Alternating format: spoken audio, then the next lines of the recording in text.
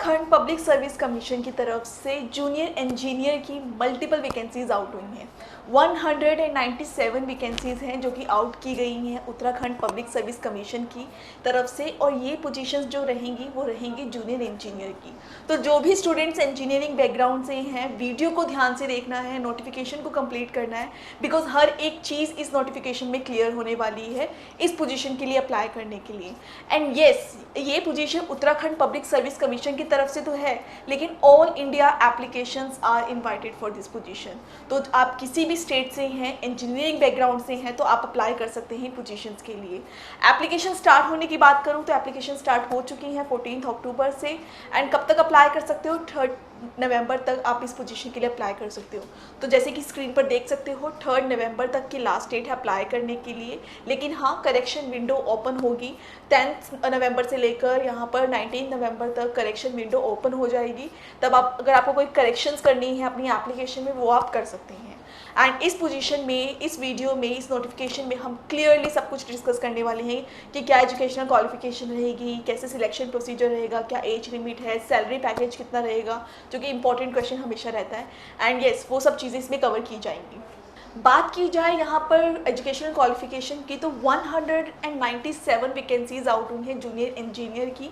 And जो ये vacancies है, बहुत ज़्यादा वैकेंसीज़ हैं जो कि आउट की गई हैं। यहाँ पर देखिए, जो सैलरी पैकेज है वो लेवल 7 का रहेगा।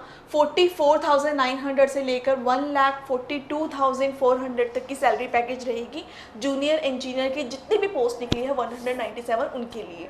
एंड अगर यहाँ पे बात की जाए कि क्या एजुकेशनल क्वालिफिकेशन रहेगा, तो यहाँ पर क्लियरली मेंशन किया गया है कि अगर आपने क्लियर किया हुआ है, ग्रेजुएशन आपकी कंप्लीट है, तो आप इन पोजीशंस के लिए अप्लाई कर सकते हो।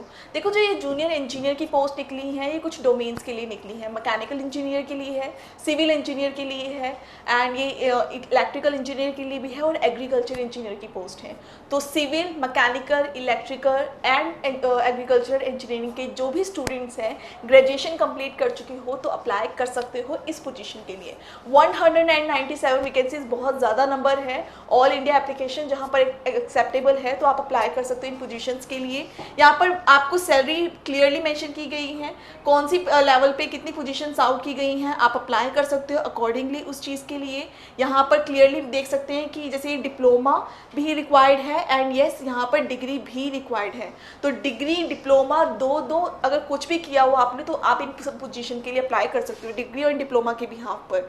एंड येस, यहाँ पर कोई एक्सपीरियंस रिक्वायर्ड नहीं है, तो फ्रेशर्स हो अप्लाई कर सकते हो। फ्रेशर्स के लिए भी ये जॉब है, ऑल इंडिया एप्लीकेशन है।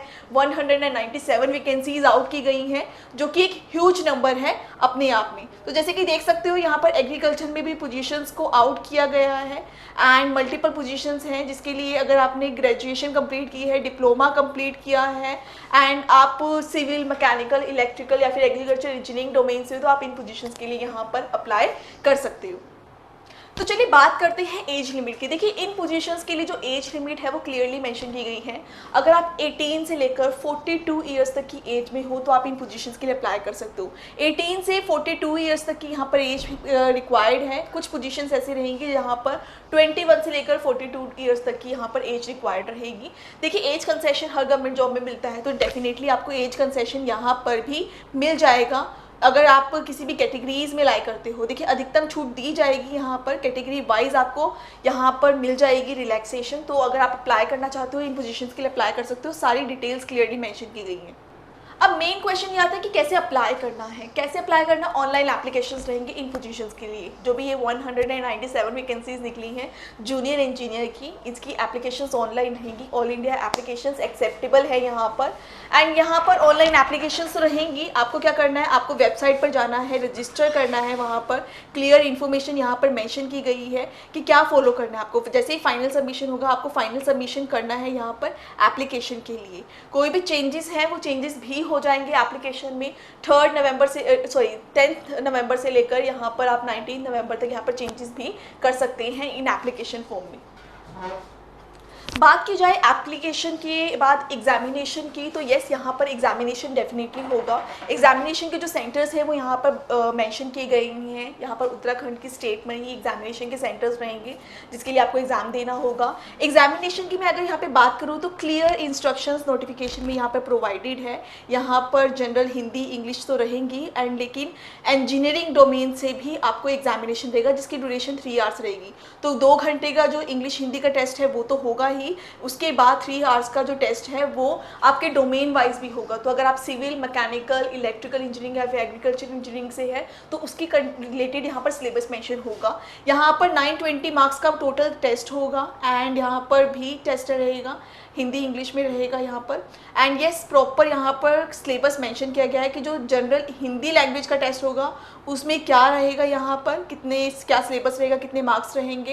एंड जो जनरल इंग्लिश का है जो 100 मार्क्स का टेस्ट होगा उसमें क्या सिलेबस रहेगा एंड कैटेगराइजेशन कैसे किया है मार्क्स का वो भी क्लियरली मेंशन किया गया है। एंड अब बात आती है कि इंजीनियरिंग डोमेन से रिलेटेड सिलेबस की, वो भी सिलेबस नोटिफिकेशन में क्लियरली मेंशन किया गया है। यहाँ पर सिविल इंजीनियरिंग की जो ये डोमेन से रिलेटेड जो सिलेबस है वो यहाँ पर क्लियरली मेंशन किया गया है, सेक्शन ए एंड बी।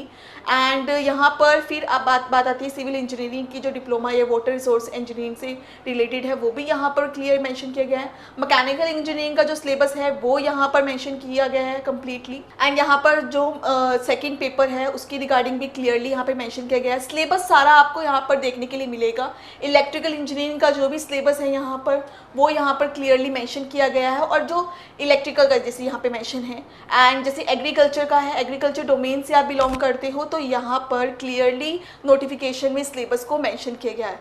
तो आप चेकआउट कर सकते हो, स्क्रीनशॉट ले सकते हो इन प्रॉपर सिलेबस का एंड अप्लाई कर सकते हो। आपको पता है अप्लाई कैसे करना है, ऑनलाइन एप्लीकेशन रहेंगी।